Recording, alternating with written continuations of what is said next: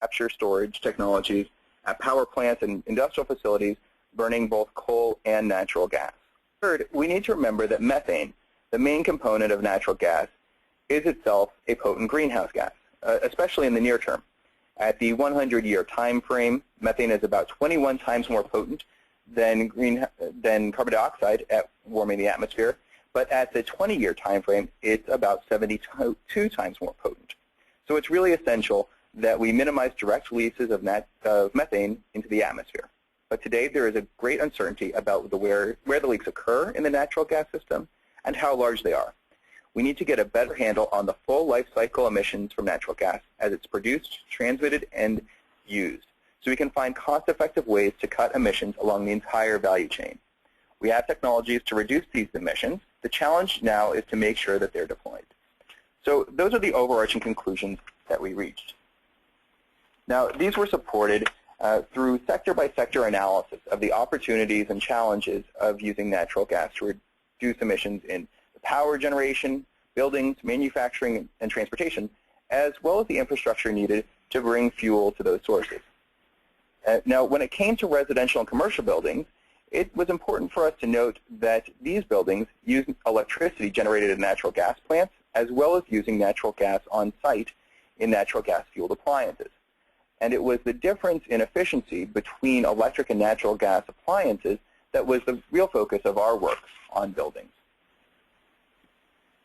Now, for decades, natural gas and electricity have long been the dominant fuel sources, with electricity, in fact, growing more rapidly in the last 25 years due in large part to the proliferation of home and office electronics. That should come to no surprise to any of us who are looking at this on a computer. However, space and water heating still make up the largest portion of building energy use in all regions of the country. Now, when it comes to these uses in particular, there is a potential to reduce greenhouse gas emissions by using natural gas models instead of electric resistance models. The reason is that there is a difference when it comes to the full fuel cycle efficiency of natural gas and electric appliances. Consumers are often only aware of the efficiency of appliances as labeled on the package. Now, for instance, when you think about storage tank water heaters, the highest energy efficient models of electric water heaters might be 93% and about 80% for natural gas.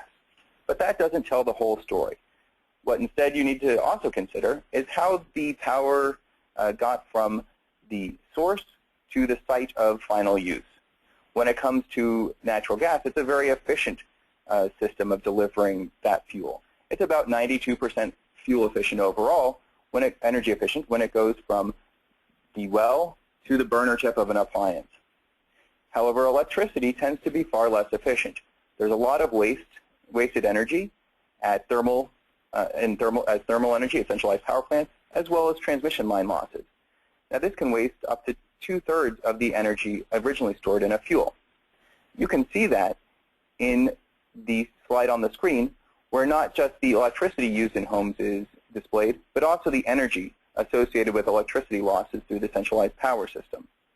So when you consider the full fuel cycle efficiency of a natural gas appliance versus an electric appliance, you might have a water heater that is 30% efficient for an electric model, where the natural gas model is a total of 75% efficient.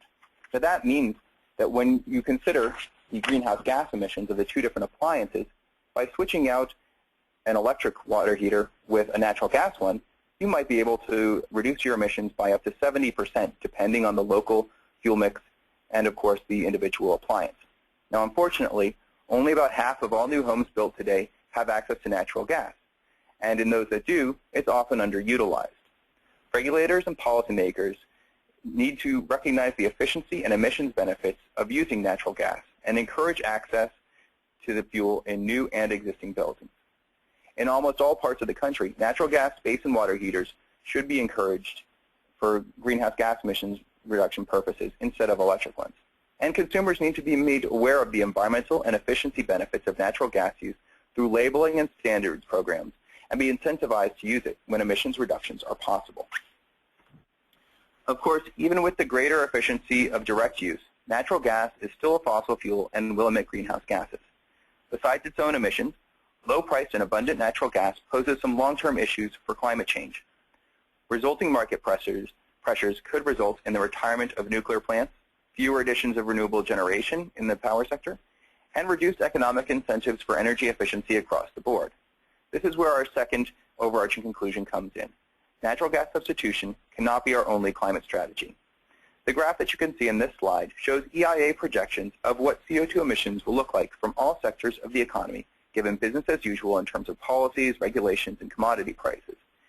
Now, of course, it's great that emissions will take more than 30 years to rebound to their peak levels of the last decade, but this graph still indicates a slow, steady increase in emissions. We need serious long-term reductions in emissions in order to avoid the most dangerous impacts of climate change. And our business-as-usual policies and relying solely on increased natural gas will not do that. We know the tools that can be used to further reduce emissions while using more natural gas. Zero-carbon solutions have to be promoted, including power generation from renewables and nuclear, as well as carbon capture and storage technologies for natural gas facilities. Similarly, we cannot let up on energy efficiency standards. That's especially true in the appliance sector. And most importantly, a price on carbon is the best way to internalize the externalities of natural gas and other fossil fuels to promote long-term market-based investments in solutions to climate change. And with that, I'd like to turn the presentation over to Tom Massaro. Tom is the Vice President of Marketing and Business Intelligence for New Jersey Natural Gas, a company he has been with since 1989. He also, when he's not at New Jersey Natural Gas, serves on the Board of Directors of Plan Smart New Jersey, and was asked to chair the residential and commercial subgroup of the Prudent Development of a North American Natural Gas and Oil Resource Study, long name, which was conducted by the Natural Petroleum Council at the request of Secretary of Energy Stephen Chu. In addition to that, he is an engineer by background and training, and so feel free to ask technical questions because Tom will be able to give some great technical answers. And again, remember, we're all on mute during the presentation, but if you do have questions, please go ahead and type them into the control panel in the questions tab. And with that, I'd like to turn over to Tom. Thank you, Michael. Just starting off, I'd like to say we're going to spend most of my time talking about New Jersey Natural Gas, but just wanted to say that at New Jersey Resources, which is the parent company of the regulated utility, New Jersey Natural Gas, we fully agree that we need an all-of-the-above energy strategy, especially on the electric generation side. We have an unregulated subsidiary that is investing in renewable energy projects, solar, wind, evaluating combined heat and power. So we're going to spend the majority of the time today talking about New Jersey Natural Gas, but just want to echo Michael's sentiments that natural gas is part of the energy solution, but it's always important to remember that it is part of that solution. So New Jersey Natural Gas, we serve about 500,000 customers in a number of counties in New Jersey, Monmouth, Ocean, and Morris counties being the primary counties. Monmouth and Ocean are along the Jersey shoreline, shown in green. Portion of Morris County is in the northern central part of the state. We're predominantly a residential and small commercial company, so most of our customers, about 90%, are residential. The majority of those remaining are small commercial, strip malls, pizza shops, big box stores. We have a small number of industrial customers, anything from asphalt plants, pharmaceuticals, hospitals, universities, but our primary base is the residential and small consumer market. We have a wonderful working relationship with both our Board of Public Utilities and the ratepayer advocate in the state of New Jersey. It has allowed us to collaboratively achieve policies that are in the interest of both the consumer, the company, and helping the state achieve their energy objectives. We've had a very aggressive energy master plan in place in the state focused on efficiency, conservation for a number of years, refreshed by Governor Corzine back in 2008 and again by Governor Christie in 2010. We'll talk about that. We also have a high level of customer satisfaction at our company. We've won 7 consecutive J.D. Power Awards, 4 in the residential sector for large natural gas utilities in the East segment, 3 consecutive on the commercial side, the most recent one being in the spring of this year. So after the aftermath of Superstorm Sandy, we still are receiving high marks from our customers. Wanted to start off, though, talking about the regulatory frameworks that are in place that help align us with the energy efficiency objectives of the state. And key to that is our Conservation Incentive Program, our CIP program. We started this back in 2006, designed to promote energy efficiency and conservation. And we offer tools and resources to help customers make wise energy decisions. We say energy rather than natural gas because at this time of the year we're promoting ways for customers to help save electricity, whether it's shading on the homes, curtains, whatever it may be, to help them reduce their energy usage. We're not just focused on natural gas. We have over 70,000 of our customers involved in an ETIP program where we send out monthly newsletters to those customers. Most recently, we just announced a partnership with the Nest thermostat, where we're offering a discount on that, helping customers use less natural gas and less electricity. We also have dashboards in place for our residential customers and commercial customers where they can log in, see how they're using energy. We provide them with tips on how to use less energy. And what's unique about this CIP, we earn a set margin per meter for the majority of our customers. So we are indifferent if a residential heating customer uses 900 therms of natural gas or 1,200 therms of natural gas on an annual basis. So that allows us to aggressively promote energy efficiency programs. What makes it different than some other decoupling models out there nationwide is that there is no increase to the efficiency or conservation component of the customer's rate. We sell off capacity in our system. We use the proceeds from those transactions to offset the lost margin. So we are not increasing the efficiency and conservation component of our rate due to CIP. This is a program that will be in place through September 30th of this year. We filed for an extension. We're looking at various recovery mechanisms going forward, but it has been a very successful program. You can see some of the successes on screen, and if you think that, think about how we have 500,000 customers on an average basis, that's over $500 per customer that has been saved through this program. And if you look back to what gas prices were when we launched this, you think right after Rita, Katrina, gas prices were probably around $16 a decatherm rather than $3. Their overall annual gas bill has gone down probably about $500 over that period annually. They're paying $500 less on an annual basis now than they did back in 2006 as well. So I wanted to touch on 5 key points in the report that we felt translated well back to New Jersey Natural Gas Company. We'll talk about our customer additions and our EE programs. I'm going to spend a few moments talking about NGVs and CHP, as Susan Robinson from Waste Management had a previous webinar, and Bruce Hedman covered CHP. But I did want to talk very briefly about the technologies, a little bit more about the programs that we have in place. I'm going to wrap up talking about infrastructure investment, talk about some methane emission initiatives that we've had, reduction initiatives that we've had in place for a while at New Jersey Natural. And then at the very end, I added some slides on Superstorm Sandy, both the impact and resiliency. That topic has come up on a number of the webinars, so we added some slides at the end to address that as well. So when you look at the new customer addition potential, as I mentioned, we have about 500,000 new customers, majority are residential. This slide shows what we believe the build-out is on the left-hand side for the new construction, on the right for the fuel switching opportunities. We're very active with the builders associations on the left for the new construction, promoting the installation of high-efficiency equipment, working with them to build to Energy Star standards for new construction.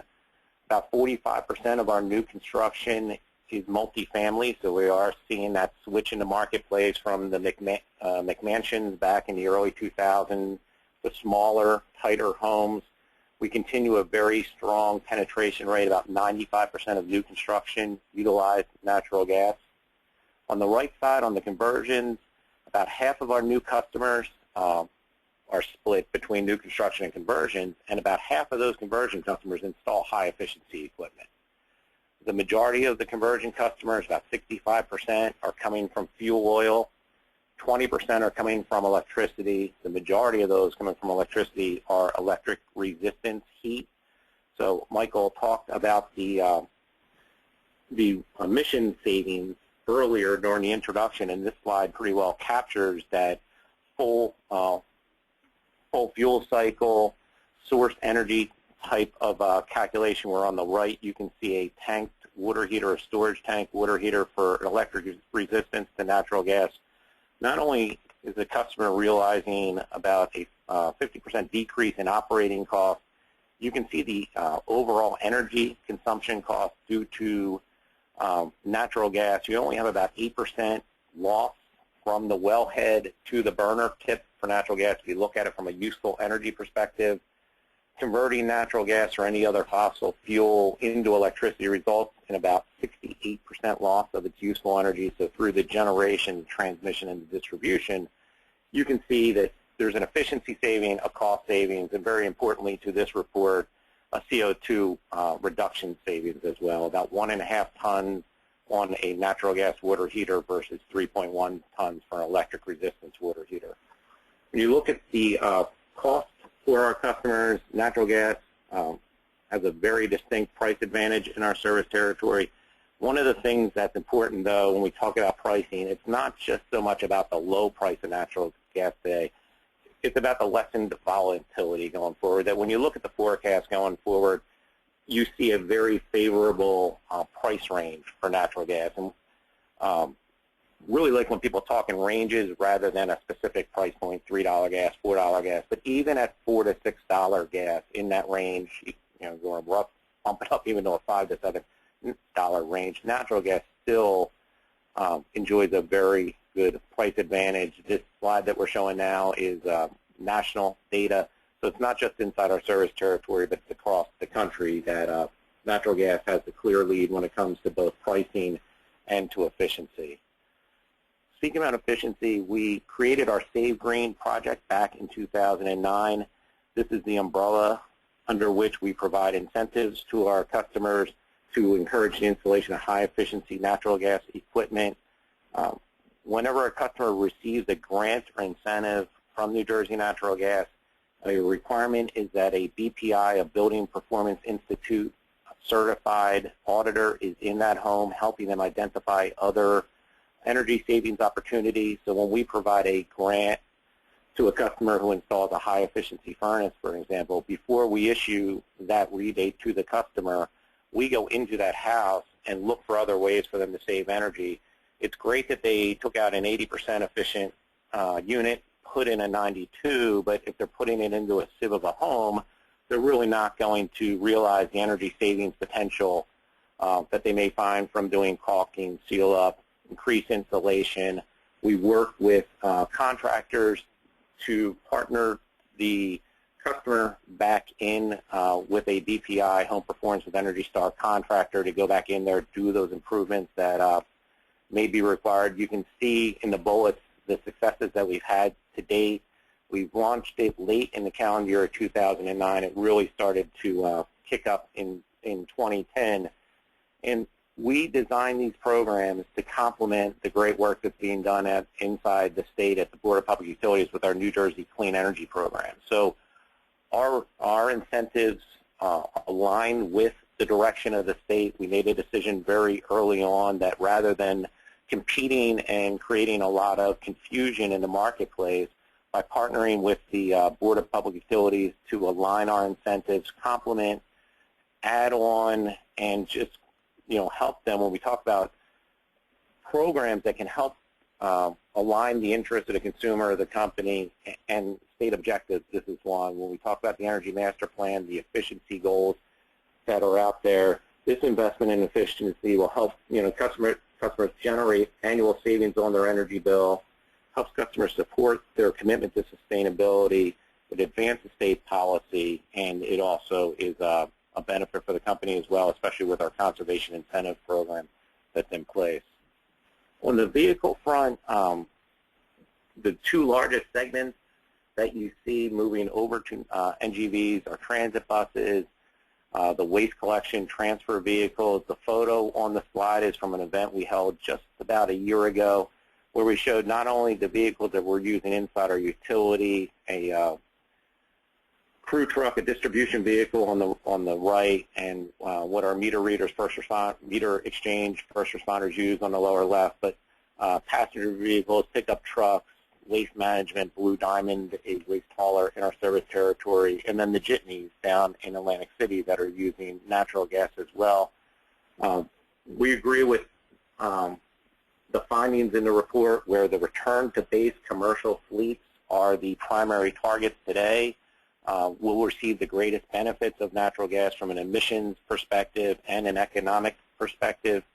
We have a pilot program in place where we will be investing up to $10 million in fueling infrastructure at host company sites.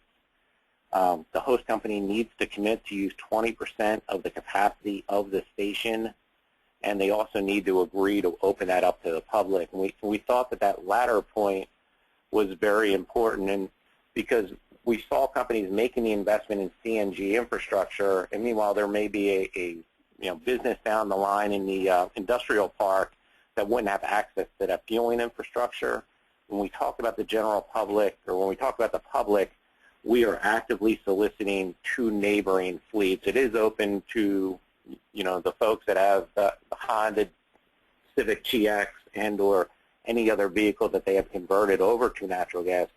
But our target is really the return to base fleets. We have 3 customers signed up today. One is Waste Management for one of their facilities in Ocean County. We have a beverage distributor in Monmouth County, and then a municipality in Monmouth County that's signed up as well. The municipality is going to be starting off with waste collection vehicles. So we are able to implement this towards the target markets, towards those that make the most sense. We also purchase vehicle data, which shows for the commercial fleets inside our service territory, it's about 45 to 50,000 vehicle records. It has everything from the model years, your typical motor vehicles, DMV type of information. It's model year, class of the vehicle, the VIN number, so that we can then, looking at, say, that waste management facility down in Toms River, we know the neighboring fleets that are around there, how many vehicles they have, what type of business they're in, what the vintage of that fleet is, and then we can start to target market to those neighboring fleets to get them to increase the station capacity so that we have more throughput going through. We're making that $10 million investment into the fueling infrastructure. We are earning a return on that investment. However, a portion of the margin, along with any kind of state or federal tax credits, are going back to the ratepayers to help offset that cost of the investment. So as we can increase the utilization, that will help to mitigate the impact to the ratepayers. Talking about Straited Generation, Bruce spent a lot of time talking about DG. I just wanted to talk a little bit about kind of just in theory how this works. We have a single source input fuel, natural gas in 70% of the CHP installations across the country. We have natural gas going in to generate electricity. You capture the useful heat simultaneously. That helps to increase the overall efficiency of the system. So by looking at the amount of input fuel needed along with the reduction losses, you don't have any of the transmission or distribution system losses. The higher efficiency of the system makes CHP a very smart choice for a number of customers. Traditionally, it's industrial customers, hospitals, universities, hotels, wherever there is a constant demand for thermal, for either space conditioning, industrial processing, cooling. On this chart, on the left-hand side, you can see if you put in 154 units of energy, 98 units would go towards the generation of electricity at about a 31% efficient level. You would get about 30 units of useful energy out. You would take 56 units of that 154 to get your thermal requirements, put that through a boiler at 80%. You get about 45 units of useful heat out. Looking at CHP on the right, you would only need to put in 100 units of useful energy to come up with that same efficiency. It's 75% efficient. And as pointed out in the C2ES report, there's also emission savings as well. When you look at the separate heat and power systems on the left, the conventional generation where you're pulling electricity down off the grid and then using natural gas at a boiler to generate useful heat, that would emit in this 5 megawatt demand, it would emit about 45 tons of CO2 per year, while the CHP system with its higher efficiency would emit only 23,000 tons of CO2 per year. So it's about half of the emissions as well. In New Jersey, we've always had a strong emphasis on combined heat and power. We called out the Energy Master Plan in 2008, called out for 1,500 megawatts of installations of CHP by 2020. This is something that's had a renewed focus in Superstorm Sandy, especially at critical facilities. There's a lot of activity in the state of New Jersey. We have a rate in place, a DG rate for residential, commercial, and industrial customers. What's unique about our rate, we receive about half of the margin that we would from a firm gas customer if they use distributed generation, and we're doing that in order to promote the technology. So if we had a firm customer that went from natural gas for the boiler moving over to CHP, although that unit is running 24/7, 365 days a year, the actual margin received back to the utility in many cases is less than what they have just firing that boiler today on a just on the useful heat. But what that allows us to do is to help us keep the hospitals, the industrial customers inside our service territory. So it's really helping to retain customers. We also have what we call our FEED program, our Fostering Environmental and Economic Development Program, where we can lock long-term, multi-year gas prices in place for customers. So it takes that price volatility risk out of the equation, which at a lot of time in the development phase knocks these CHP programs out of favor from either the developer or the customer looking to install. So we do have a mechanism in place that can lock in prices for multiple years. We are actively promoting the Clean Energy Program rebates through the state, the incentives through the Economic Development Authority, participating on work groups both at the state level and then also nationally through the State and Local Energy Efficiency Action Network. They put out a wonderful report on CHP, and I would advise anyone that's not working with the DOE's Regional Clean Energy Application Center. For us, it's the Mid-Atlantic Clean Energy Application Center. It's a wonderful resource, an unbiased way to look. So rather than having a natural gas utility that a lot of times people believe have parochial views about increased throughput, even with our DG rate that's in place and the way that we break out the margin, it's just a wonderful group to bring to the table through that DOE Clean Energy Application Center. Great people to reach out to and work with. Talk a little bit about our system reliability. Back in the mid-90s, we made a decision internally to find and fix leaks. We were no longer going to monitor leaks in our system. For those that may not be familiar, there is a classification process that is assigned to leaks. It's either 1, 2, 3, ABC, where leaks that are not of urgent nature as far as endangering people or property can be monitored over length of time. We made a decision in the 90s that we were going to either fix the leak, a lot of times either just clamping it or cutting out pieces of pipe, making capital investments back into our system. We reduced the number of leaks in our system from over 4,500 back in the mid-90s to just about 300 today. We did that in the absence of a rate case. So we were, I think got out of a rate case in 2008. Our one prior to that was back in 1996. So we were not seeking rate adjustments at that time. Since 2008, we have worked with accelerated infrastructure programs and safety programs looking to replace the bare steel, cast iron pieces of our system where we are investing over $250 million of either taking programs that we were going to do in the future and doing them today, or replacing the cast iron and bare steel, the unprotected pieces of our system.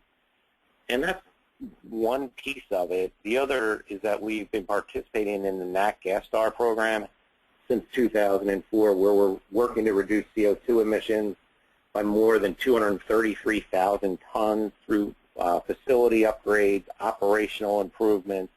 That would be enough gas to heat over 18,000 homes on an annual basis. And on the bullet block down below, you can see what's going on nationwide, where methane emissions are down about 16% since 1990, where the local distribution companies have 30% more miles of main, almost 300,000 more miles of main, and 30% more customers. So these same achievements that we've been able to realize in energy efficiency, where we're growing the number of customers and holding natural gas, the usage, flat over a period of time, we've been able to do the same thing on the natural gas emission side since 1990.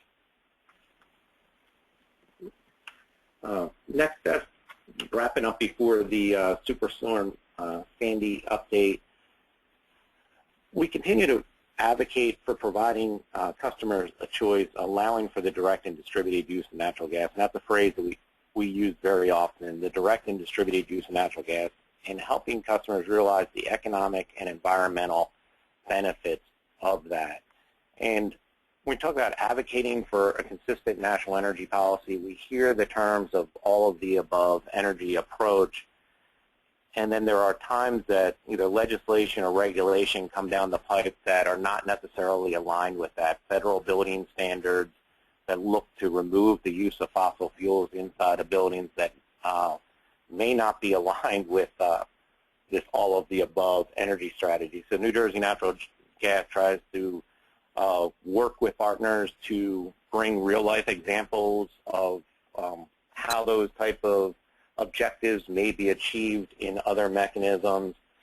Spend a lot of time talking about building codes, appliance codes, looking for that parity, the consistent measurement of emissions. As Michael talked about the full fuel cycle, when we give out rebates or incentives to customers, a number of those are based on site measurement. So you have a natural gas utility given an incentive at times for customers to install electric water heating equipment, when you know over a full fuel cycle that if you measured that over a broader spectrum, that it is only half as efficient, and it's going to cost the customer less over time from an operating cost perspective, and it does have less emissions. So injecting ourselves into that debate, continuing to recognize utilities as economic engines, not just for the infrastructure investment programs I talked about, but also around green jobs. Our Save Green program has grown the number of contractors participating in these high energy, high efficiency programs from just over 100 back in 2009 to more than 1,600 today. And they're all just, they're local HVAC contractors that are doing that work. And lastly, I'll say, leading by example, back in 2006, we said that we were going to reduce and offset our energy usage. And, right on day one, we started off by purchasing 100% of our electricity from clean sources, and then at the same time we began to reduce our energy usage. Lights, motors, controls, our fleets, a lot of the things that Michael alluded to during the introduction, we did ourselves. And we talk about it almost from a diet and exercise type approach. Reduce what you can and offset the rest, and that's something that continues today. And we are our emission savings are over 17%, so we're well on our way to that 20% reduction by 2020. And we've done that from everything from facility upgrades to looking at how we, use energy in our facilities and our transportation as well. I'm just going to switch gears for a second and move on to Superstorm Sandy. Won't spend a whole lot of time talking about the storm itself. I think everyone has an appreciation for the magnitude of the storm. I spent a lot of time in the beginning talking about the regulatory relationships on the clean energy program side. Here also having a very good relationship with the DCA, Department of Community Affairs, and the Board of Public Utilities really improved both our response and restoration time. Their help and guidance throughout this assessment, restoration, and rebuild process has been tremendous. When you look at the affected areas, A lot of time was spent talking about the barrier islands, the lower right hand, the LBI, Long Beach Island, and the Seaside Peninsula areas, but we had well over 50,000 customers impacted by the storm from our northern reaches all the way down along the coastline, and then even in on the, you can see in the green part on the mainline portion of our service territory, which is separated by a bay, a number of customers that were greatly impacted. So most of our service territory was affected. The loss of electricity and communication, cell phone, especially in the first few days after the storm, impacted many of the processes internally. And probably the greatest barrier in the first 48 to 72 hours after the storm was the inability to access the areas. Roads and bridges were washed away. There were sand drifts that were 7 feet high. You'll see photos of where we had our crew trucks following front-end loaders as they were just moving, mountains of sand off of state highways. Landmarks were gone.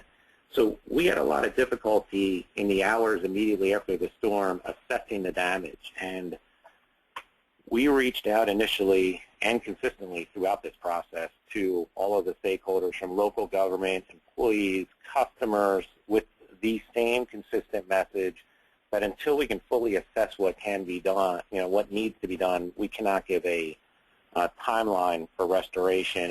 And that posed to be a challenge being in New Jersey, end of October, beginning of November, with a heating season coming on and some misinformation being out there. That posed a challenge immediately after the storm, but having a upfront, consistent communication aided greatly through this process. We needed to curtail and restore service to over 31,000 customers on Long Beach Island and that Seaside Peninsula along that the coastline area. We utilized mutual aid personnel from 14 different utilities.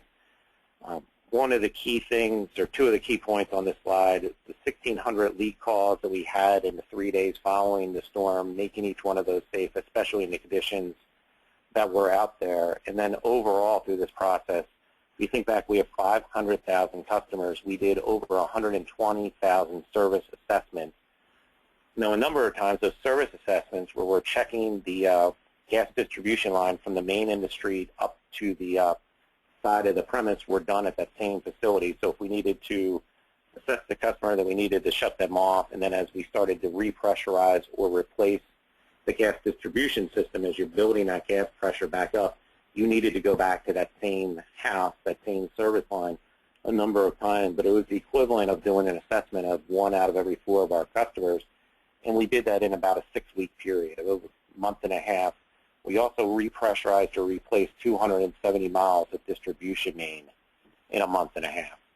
So taking a look at some of the photos on the left, you can see what Mantoloking, that's the Mantoloking Bridge going from the upper left-hand side down to a state highway 35.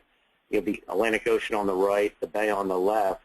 On the right, after the storm, this is probably the largest breach caused by Sandy, where the ocean came through and met the bay. And this is a photo, I think it was the Wednesday after the storm, where you can see, you can no longer see, Route 35 that would be going from the right-hand side to your upper left, where the ocean just came through.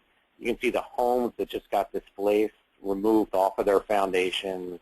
You can see rather large homes in the seaside community that got just lifted up and brought either up against the side of the bridge or out into the bay.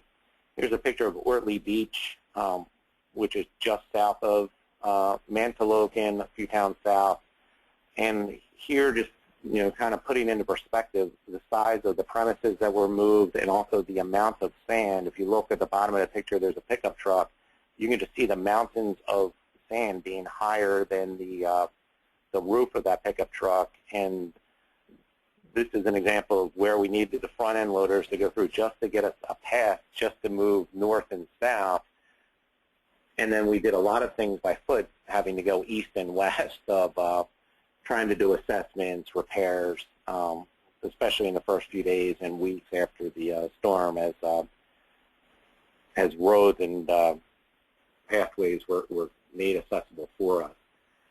A couple of iconic photos, the roller coaster in Seaside Heights that broke off of the pier, got placed into the Atlantic Ocean, and then this home up in Union Beach. This is in the northern part of our service territory. One of the interesting parts of the storm, much like this house, where you can see half of it, all of it impacted, but obviously the left half much more devastated. In townships like Ortley Beach, Lavalette, Manteloking, you could have a number of homes on a street, some of which were lifted up off of their foundations, others that may have received water damage, but if you drove down the street or had the opportunity to walk by, it was almost night and day. It was just very random on the damage that the storm brought onto the residents. And from a communications perspective, it made it difficult when people were calling to say that they lived at 123 Main Street. What do you think the damage is to my home, without having access and looking at it from an intersection? You really were not able to provide the level of information that a lot of customers were looking for in the days immediately after. I'm going to switch quickly to the impact on the infrastructure. This photo could have been taken a number of different places, on either the bay side or on the ocean side. This is the Manteloking Bridge. Again, off to the right is the Atlantic Ocean, to the left is the bay. What you see in the photo is a 12-inch distribution, high-pressure distribution main that prior to the storm was 4 feet underground. So that amount of sand and roadway, part of which is in the photo, the State Highway 35, being washed away, debris up against our infrastructure. We replaced a mile of that 12-inch main in about 3 weeks, something that would normally take months to get done. We were able to get done in 3 weeks after the storm. Another photo on the infrastructure, homes that you can see where our meter readers used to be able to walk up and read these meters, just feet of sand washed away, and just our assets, along with JCP&L, the electric companies, just kind of dangling in the air. And then on the other side, where we had a lot of sand that washed up, just blocking our ability to shut off gas service to customers and then bring them back on. So today we have all the customers that are able to receive natural gas are reconnected. A large number of disconnects and reconnects coming in as people are making repairs to their home or lifting their homes, demolitions, and or just lifting the properties that are there to the new flood levels that are in place, flood maps that are in place. And I'll end with the resiliency strategies. Number one, natural gas is underground. It's typically protected. It's damage to other infrastructure that's causing damage to our infrastructure. So it's a house that's breaking away from the foundation. It's a road that washed away. It's other things that are coming that's impacting our infrastructure. And with that said, we are looking at multiple feeds and sectionalization of our distribution system. Our feeds are traditionally north through south. They're one-way feeds. So we're looking at ways to bring multiple feeds onto a number of the barrier islands to those areas that are more vulnerable. We're looking to install excess flow valves on services in vulnerable areas. We've been installing EFEs for a couple of decades now. These are valves that automatically shut down. They get installed on the gas service, so between the distribution main and the street, end up against the house. It's a device on the service itself that automatically shuts down when they see an excess flow. So you think about normal appliances installed drawing a certain amount of gas. When it senses that more gas is being called for than what's on the customer side, they automatically shut down. So we're looking to install excess flow valves on all of the services in those vulnerable areas. And then we are also working, as I mentioned earlier, with the state and other stakeholders to evaluate the use of CHP to harden the infrastructure at critical facilities. We had hospitals that were operating through the storm when there were periods of electric interruption that had CHP, and there's a number of hospitals now on our service territory that are looking at CHP, along with other wastewater treatment plants and other critical facilities. So we are looking to file something with the board. Actually, our Board of Public Utilities asked for all the utilities to file something in the fall of this year. These are just some of the components of what we're looking at to be in that filing. With that, I will turn it back over to Michael. Great. Well, thank you, Tom. That was really a great, far-reaching presentation, everything from climate change to extreme weather resilience. So mirroring a lot of the work that we're doing at C2EF. So I couldn't be happier that you're able to share that with our audience. Some questions from here. One is, have you all considered landfill gas and renewable biogas and how to add that to your system? Is that a possibility? We currently do not have any biogas injections of taking landfill gas as an example and introducing an indoor gas distribution system. There are a number of facilities inside our service territory that generate electricity from the landfill gas. There have been some projects that have been proposed to us, but nothing that has been developed.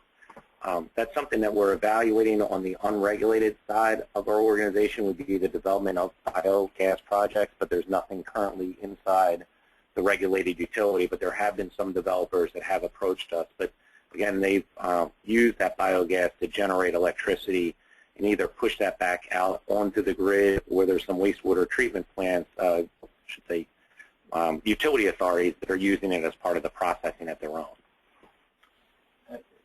And then switching back to Superstorm Sandy, do you have any estimates about the potential volume or mass of natural gas that might have leaked from infrastructure by New Jersey Natural Gas or more broadly during Superstorm Sandy?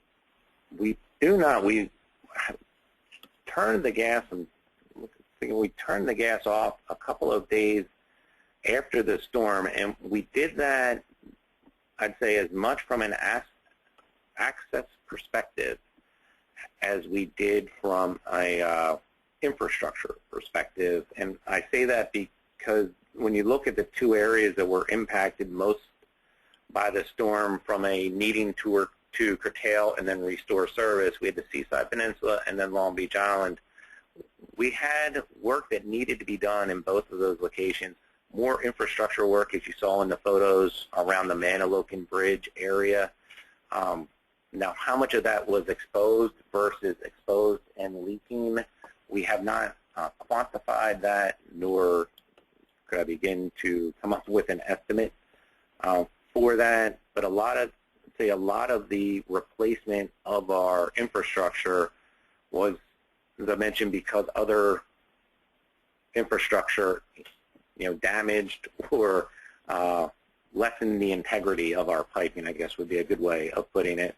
So we replaced the infrastructure rather than me being able to say it was leaking and blowing up into the atmosphere. It was from an integrity perspective that we replaced it, but I do not have an estimate on the quantity of gas. Another resilience question. After Superstorm Sandy and similar events, we see on television a lot of electric utilities from around the country sweeping into storm-devastated areas and assisting with the putting of transmission lines and local power lines back up. Are there similar cooperative efforts among natural gas utilities? Because the gas infrastructure is underground, there isn't. You can see that there was not a large focus from us on the electric utilities are hardening, I would say, their infrastructure, raising substations, maybe burying some lines underground. We estimate that our filing will be about $100 million worth of work. The majority of that will be in multiple feeds to impacted areas, the installation of these excess flow valves. There's very little hardening of, say, a regulator stations or things like that that need to be done. It's a much different requirement from New Jersey Natural Gas than what other utilities in the state on the electric side has filed for. So it's not so much that we need to reinforce the pipe that's underground already. It's more on providing multiple feeds to ensure that if something happened in the future that we could restore service quicker. Going back, I guess, question about retrofits. of existing buildings for natural gas access. Are there additional steps that are kind of best practices around the country maybe that could be done from a regulatory perspective or from a utility perspective or from a business perspective to make retrofitting existing buildings that don't have natural gas access more affordable? There are. We have on, I'll take it from two fronts, they both, I guess this is more on the fuel switching side. So there are programs in place today in New Jersey where we have an on-bill repayment program that helps the customer deal with that upfront cost of installing natural gas, of converting over to natural gas. There's a couple of paths for customers to do that where they can take the whole house approach up front, and there's richer grants and incentives available for customers that do that. But then there's also a path inside our service territory for customers that choose to change the equipment, and then as I mentioned about sending an auditor back in there. As more work is done, we try and move them into the state, the clean energy programs, home performance of Energy Star programs to provide incentives, and also this on-bill repayment program that we have in place seems like a very successful approach in helping customers move from other fuels over to natural gas, because most of the time it's that upfront cost of the conversion. The payback period itself is, for a typical residential customer using oil converting over to natural gas, it's 4 to 5 years, somewhere in that time frame. But if you can have these on-bill repayment programs, a lot of times if you have a 5-year program, you can do that almost net zero out of pocket from a cost perspective, and then you get the environmental benefits and the emission benefits along with it. So we talked earlier, customer interest, company interest, and then state policy objectives are all achieved through programs like that. And similarly, we have a clarification question asking, the CIP that you were speaking about at the beginning, is that a rate-based investment? CIP, the Conservation Incentive Program, it is a decoupling type of mechanism where we earn a set margin per meter. So we're not earning on the volumetric throughput of the natural gas meter. We're earning a set margin per customer for the majority of our customers. Well, it's 3 o'clock on the dot, so that's probably all the questions we have time for. But I want to thank you, Tom, for joining us for this webinar. I really appreciate it. And we'll have this webinar on our website if you want to go back and watch it again or refer it to colleagues who couldn't make this time. And as I said earlier, we will be starting a new series of business resilience to extreme weather and climate change webinars. That'll be starting in the fall. And if you'd like information about that, it will be on our website, or you can email us directly. Thank you all, and enjoy your day.